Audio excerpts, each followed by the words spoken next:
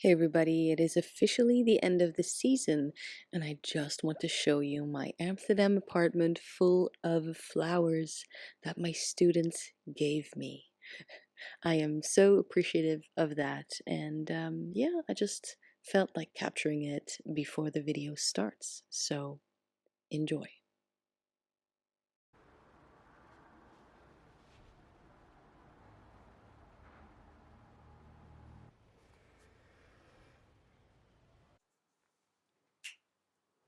Hello everybody, today we are looking at a tarot deck that I believe hardly anybody on TarotTube has. It's the first, I believe, Dutch Rider-Waite-Smith. I think this is one of those Bert Bakker decks. We call them Bert Bakker decks with the Ankh backs. And it came out in 71, probably. Look at this. No copyright, none of that. It's very, very papery.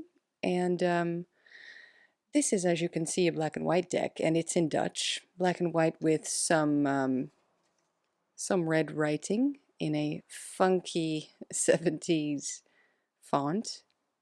In some old-fashioned words, I guess, not really necessarily old-fashioned, just different than what we use today. Like this is de koning van bokalen instead of de koning van kelken. So we would say, I mean, it's just another word for chalices, for cups. Yeah, instead of cups, this means chalices, I guess. Some of those nuances we get. We don't get pentacles, we get pentagrams. Just, yeah, funny different things. And today I want to show you this deck and why I have it. Because, you know, there's got to be a lot of rambling, I can tell you already. But this is just one of those decks I don't really consider a tarot deck up until last week. So there's a little bit of an anecdote there. And guess I could have shown you this video as a 3-year channelversary. Yeah, that's the word, celebration. Because my very first video on this channel, or ever on YouTube, was showing my colored in Wild Unknown. And little little sneak peek, this is a colored in deck, at least the majors are, and there's a reason for that as well. So we'll flip through the deck and I'll talk about it, and yeah, I hope you enjoy.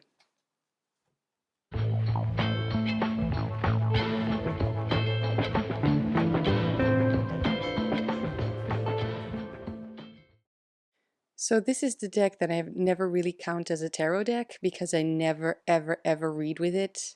And I mean, I don't have the box. I received it years ago in this state, almost in this state, because I really do, I really did change some things about it. I colored in the majors, as I said. The minors I left untouched. Honestly, it's kind of fun. So the reason I colored in the majors is because most of them were already colored in with a colored pencil when I received this deck, and it had some writing on it, and it was, maybe a child did it, I don't know. As a kid, I definitely would have seen these cards as mini coloring, coloring images meant to color. But to fix it, I mean, the thing is, I couldn't erase it. I really tried, but I couldn't fix it. So to balance it out, I just thought, okay, I'm going to color in all the majors. And as you can see, I just colored it in quite intuitively.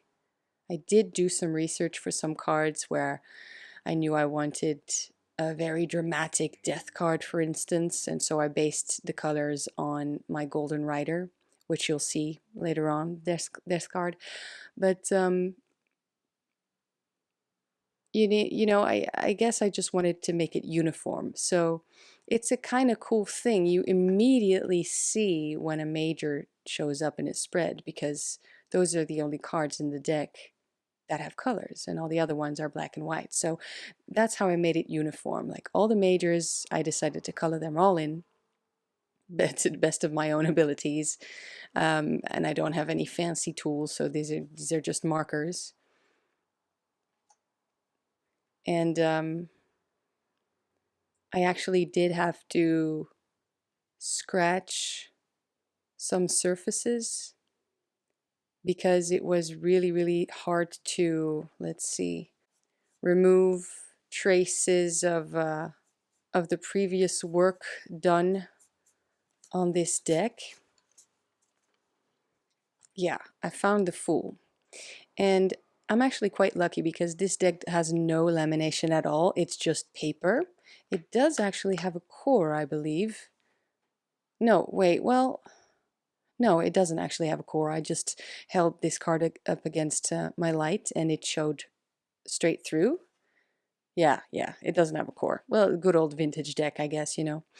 The no lamination thing actually kind of saved me because you can tell where I've had to scratch off. And something shiny, so I probably stuck it back on a little bit on with Mod Podge or something of the sorts. But yeah, you can definitely tell something was on the background. But in order to fix it, I had to scratch it off, and just basically color it in with a dramatic color. And I actually kind of do like the results, even though they're insane. Colored in probably the weirdest colors, but actually I kind of like it.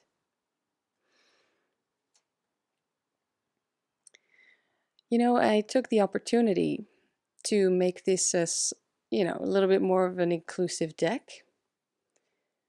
Yeah, I always thought the Chariot would look better this way. Yeah. This is the second copy of this version of the Rider-Waite-Smith that's passed through my hands or came into my life. The first one I actually traded years ago for the original Mythic Tarot, and that deck I still have. And at some point I actually got two colored in versions, or just colored versions, because the second version of this Dutch Rider-Waite was colored. I got that of Bedbucker, and I sold both of them. I'm sure actually true tarot collectors like to have this deck or the other deck on the shelf, because to be honest, I never read with these because they are awful to shuffle due to the lack of lamination. Yet I guess I was kind of wrong, because actually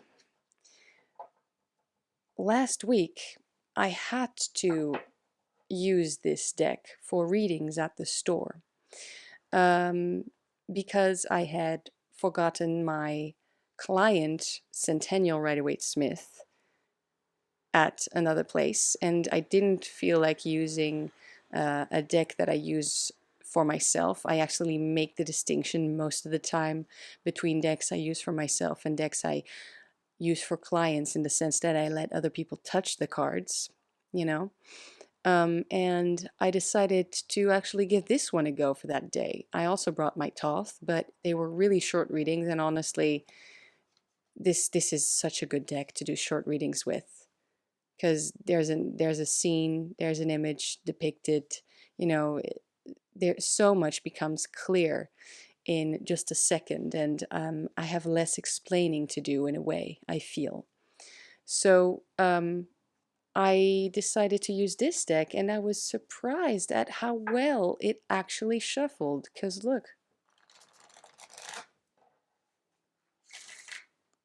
Oh, well, that's the camera work. Hold on, let me do that again.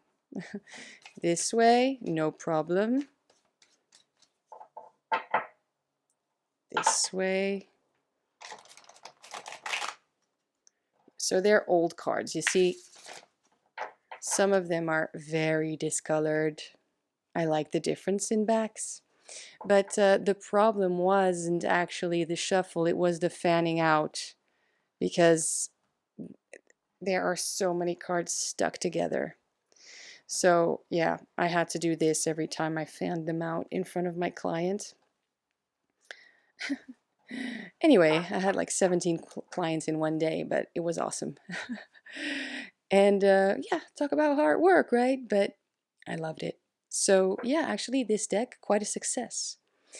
And I kind of regret now not showing this one in the My Disheveled Decks hashtag that I've made, because, I mean, look at the stains and the sides, you know? And now I can actually say I am using it for clients. This isn't one I gravitate towards for readings for myself. I prefer the Centennial, as I said, but this is a very good backup deck. If, you know, like the other day, I don't have my Centennial.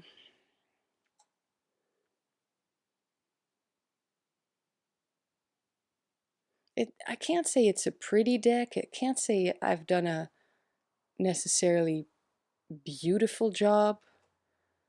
All I can say is I did it and it's my deck and it works fine because it's a Rider-Waite and Rider-Waite-Smith, I should say. And, you know, this is still a very good system. I love reading with it. So many things, you know, aligned with my clients. And it's, of course, the system that I started with. So no hesitations there, you know. I think I'll leave it as is. Maybe I'll color in the aces, but all the other cards, I think they're fine the way they are. So I hope you don't think I ruined this deck by coloring it with cheap markers. But you see, I think this is a gold marker, and I have some silver in there as well. What else can I say about this deck?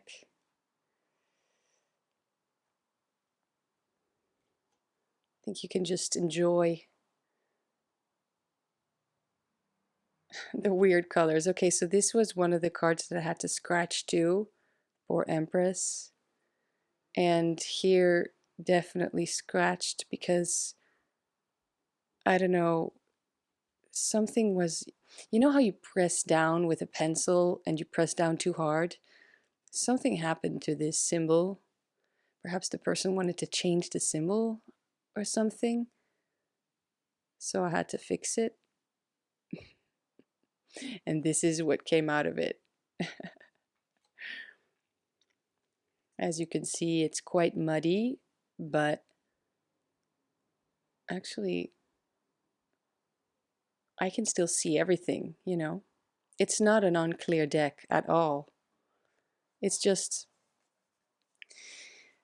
there are no decks, new decks that come out that feel this way. And that's a good thing and a bad thing at the same time, because it's sad, you know, that I don't know, the vintage decks, you know, they do really have something special. So it's kind of a thing where you, if you like vintage decks, they are hard to find or they come into your life, but you know, it's not like you can just go into the store or go online and get them. They are not readily available, obviously. But also it's a good thing that this type of quality, you know, there's just more quality control, I guess, these days, usually. I kind of like the warmth of the Strength card.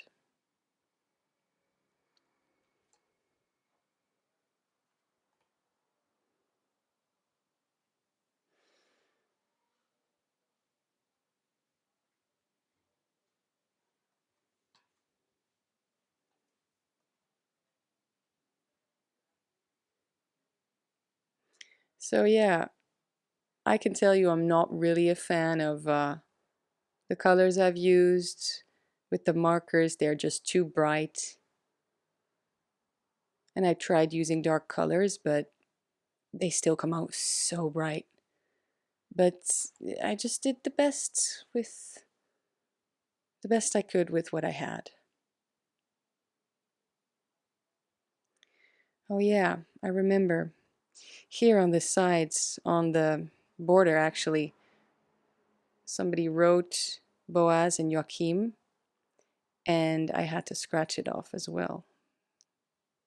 Don't know if I can show you. Doesn't really show up, which is a good thing. I actually kind of like these colors.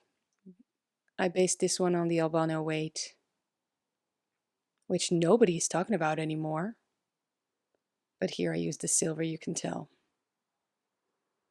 Albano Weight is a deck I had, but I got rid of it because I didn't need it, but I still do appreciate the bold colors. So what do you think of this disheveled deck? Of course it's a tarot deck, but I've had it for years now and just colored in some cards, as I keep saying, to make the deck, I don't know, uniform, make sense. I kind of like this tower. It's very classic. It's almost Marseille colors, primary colors. But I don't remember what the beginning of that sentence was, but I think I was going towards, yeah, I didn't consider this a tarot deck of in my collection for the longest time because I never read with it. It's unshuffleable almost, apparently. And it's just one of those oldies that I don't see many people use. I do see some Dutch readers use this deck. But I mean, I guess they never fan out their cards. They just shuffle and pick out the cards. Because that's the biggest flaw, honestly, of this deck. I really don't mind the backs that have different colors. You know, they're so aged and worn, and that's actually a thing I appreciate. So yeah, my disheveled decks still counts. Another card that's been completely sanded, the background at least, because yeah, I don't know what was on it, but I kind of don't mind this color.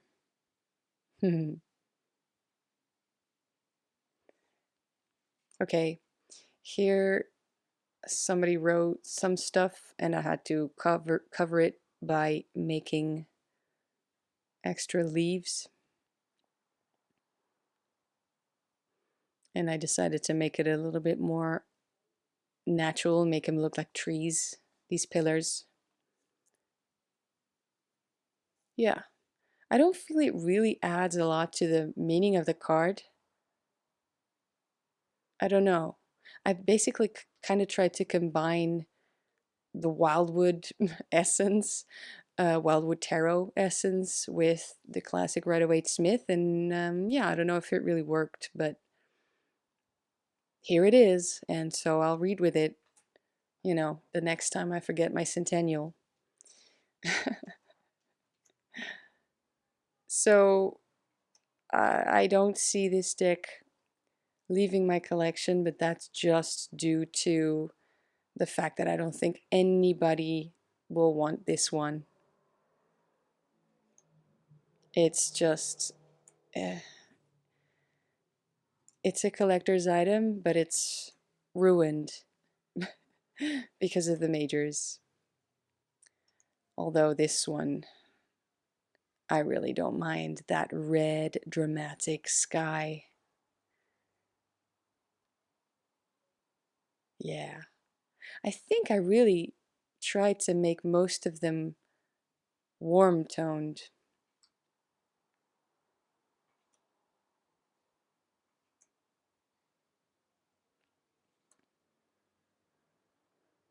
I think the ones I prefer are warmer tones and the ones that look like primary colors, classic Marseille. So this one I like too. Look at this stain.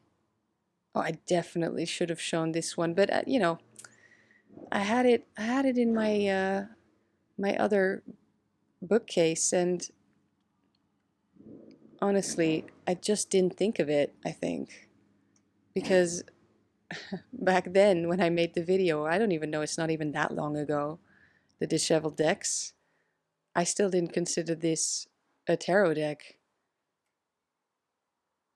Weird, right? It's just, it feels like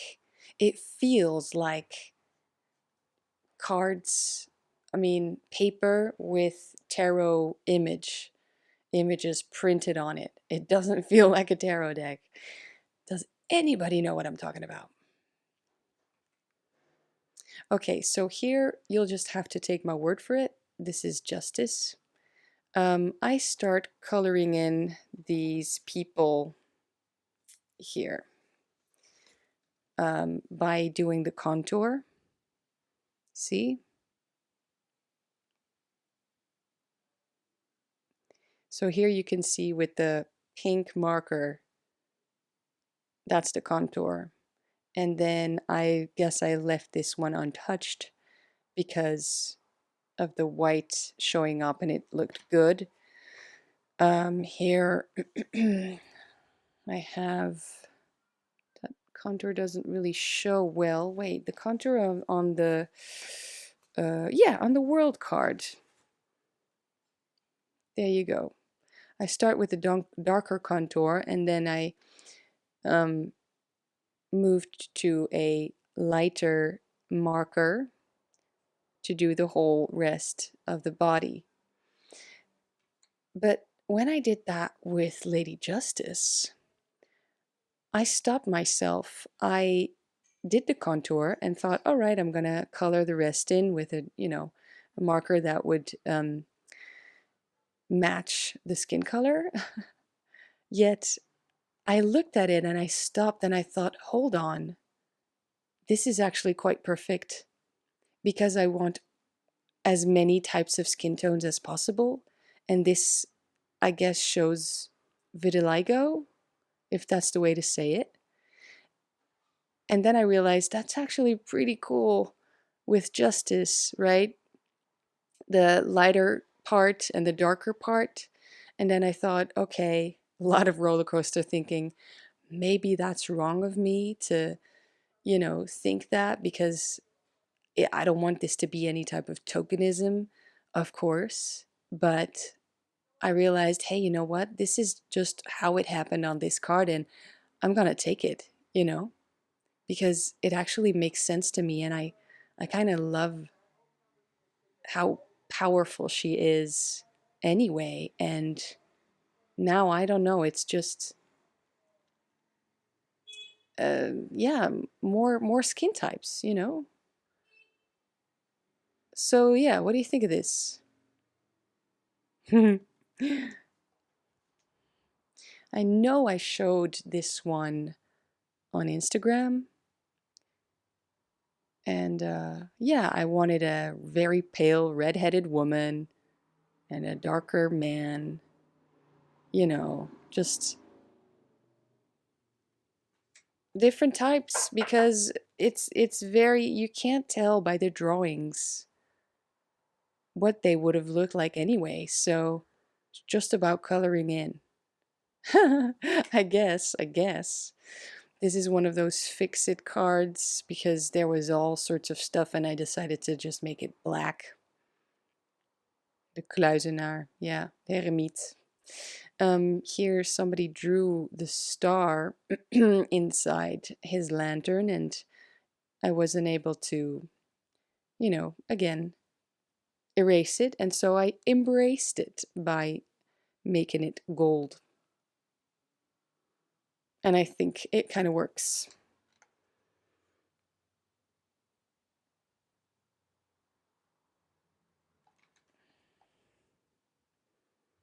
So yeah, I have no idea if the Justice card is controversial or good or both.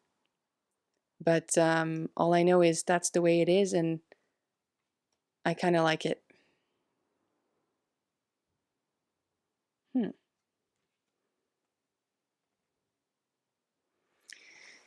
So, this was just a little moment with this deck. I hope you appreciated it. I definitely, since last week, started seeing this as a tarot deck I can actually do readings with, and it's good as a client deck, especially for short readings again. So you know, I might just use it for that and keep it for that. Yeah, I mean it's just as good as any other classic Rider-Waite-Smith, except that you know it's kind of ugly, but we love the fuglies, don't we? What's with the fuglies, right? I mean, there's maybe some charm to it, and yeah, I don't know. Just let me know what you think. Did you enjoy this video? Did you enjoy it because of the weird colors, because of the story and the anecdote, because it's a vintage deck, because uh, of how disheveled it is and you enjoy watching that? I don't know. But either way, this is the tarot deck that nobody knew I had, including myself, in a sense. So thanks so much for being here, and I will see you all next week. Have a wonderful weekend. Bye.